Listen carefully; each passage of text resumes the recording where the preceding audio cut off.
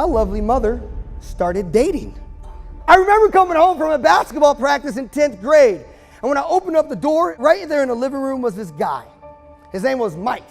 Mike was my mom's new friend. As her oldest kid, I thought I was the golden child. Why would she need another man? I'm here, Mom, all right? And I remember Mike standing up. He comes up to me, he said, "Hey, your mom's told me so much about you." Now I'm looking at Mike and I say, "She ain't tell me anything about you." And so like any other boyfriend that she had, my goal was trying to make his life miserable so that they realize that this can't work. But instead of him giving in, he moved in. And now he was trying to be my dad, a friend, a mentor, someone on my side, and I didn't let him. He would actually show up to my basketball games, which is weird because most of the time, none of my family members or mom could come to my basketball game. My mom worked 2 jobs. It was just something, but he would show up to every game. When he first started doing that, I would still take the bus home when other kids would go home with their parents because I didn't want to go home with him. He showed up to my away games, and I didn't play a lot, all right? My position on the basketball team was water guard, all right? So at the end of the bench, right next to the water, and he would show up, and he would always bring a camera. Mike worked in our small town in a factory where most people worked. But Mike's dream job was to be a photographer. Not just a photographer, but a photographer for the Dallas Cowboys. But instead of taking a picture of the Dallas Cowboys, he had to take pictures of me. And he would take pictures of me even though I didn't ask him to be there. And after every game, he would print me pictures of the little time I played basketball. And it was at that point where I started letting him into my life.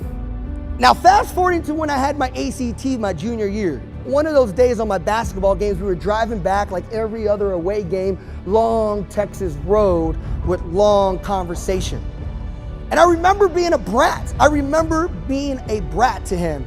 And I remember looking at his camera and saying, "Why do you care about this camera? It's not your real job."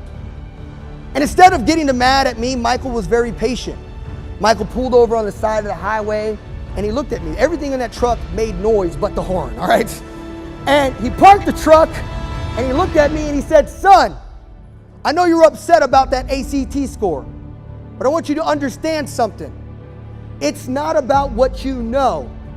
It is about what you do. It's not about how much intelligence you have.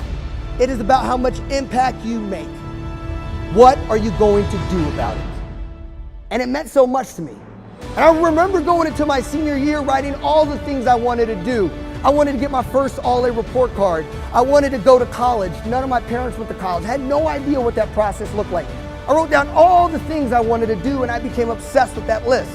And my last semester of my senior year, I got my first all-A report card. I went out to college. I ended up graduating with honors in the front of my class and graduating in 4 years. But honestly, my greatest achievement is getting that college degree. Not only was getting the college degree, but it's because seeing my mother get her college degree. From there, my brother graduated from Midwestern State and he ended up getting his degree as well. Mike ended up being a photographer for the Dallas Cowboys.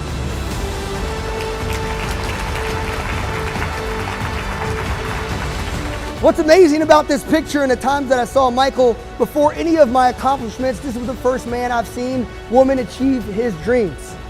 And it was so amazing to see that people can actually achieve their dreams. But the reason why you don't see Mike in any of our graduation photos, it's not because he was taking a photo.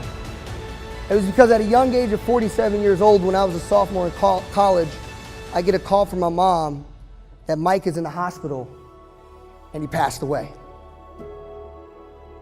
And that is when I realized all the things I achieved was based off of the motivation of time and that time I had with Michael. And it wouldn't be without that moment in that life that I had to go that low to realize how sweet time is. Michael was my friend, my mentor, and the person I saw turn a dream into reality. If Mike was alive today, I would tell him how much of a difference he made in my life. One of the biggest lessons Mike taught me was that we can all achieve our dreams, regardless gender, race, age, socioeconomic status. We can actually become the person we want to be. Growing up and seeing someone like Mike actually go after their dreams really gave me the confidence to believe in mine. If you have a Mike in your life that has helped you get to where you are, share them this story, send them a text and tell them how much you appreciate them.